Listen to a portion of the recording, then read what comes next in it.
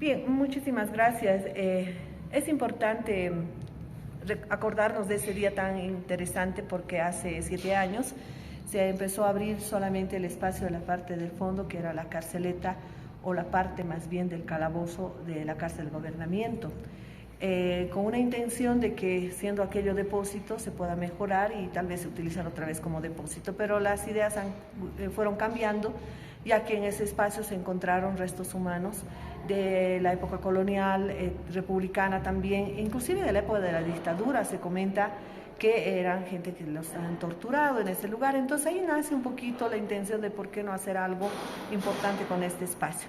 Encontrada las famosas monedas de Colquechaca, se desea en este caso devolver estas monedas a la Casa de Moneda, pero el gobernador de entonces, el doctor Cejas, dice: no, aquí haremos un museo. A partir de esa idea y del decreto departamental 322, es que se genera un espacio museológico pequeño, sin fondo museológico propiamente, porque no tiene colección este museo, y a partir de eso se empezó a generar un movimiento interesante.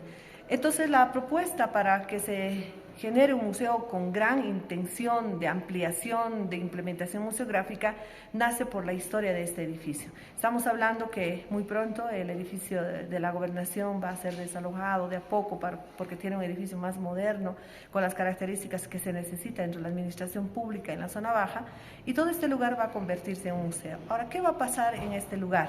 Contar la historia desde 1561 hasta lo que es nuestra época, propiamente la época de la gobernación, es que tenemos que hablar de una manera muy objetiva. Se ha planteado en un momento de que estos espacios deberían ser mejorados, tanto su presentación, la parte de soportes para cada una de las piezas de colección, y contar la historia a través de personajes de tamaño real.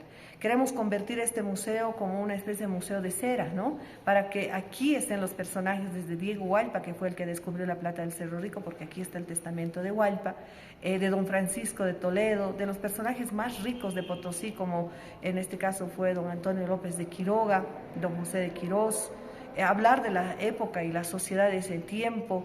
Entonces, hacer que la gente al ingresar a este museo realmente se transunte en el tiempo, ¿no?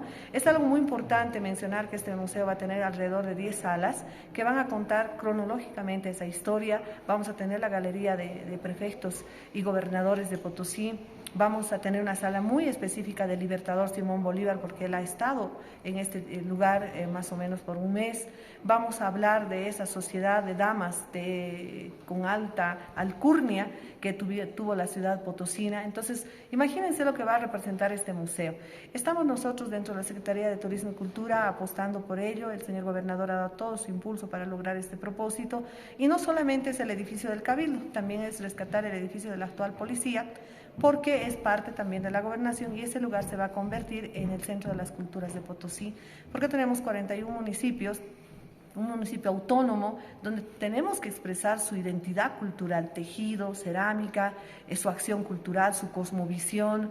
Entonces es un complejo lo que se va a crear en este lugar. El solo imaginar que vamos a bajar la carga pública del centro histórico de la ciudad con este proyecto, también nos imaginamos el gran complejo cultural y lo que vamos a generar en movimiento para todo lo que representa rescatar el patrimonio, la cultura y nuestra identidad potosí.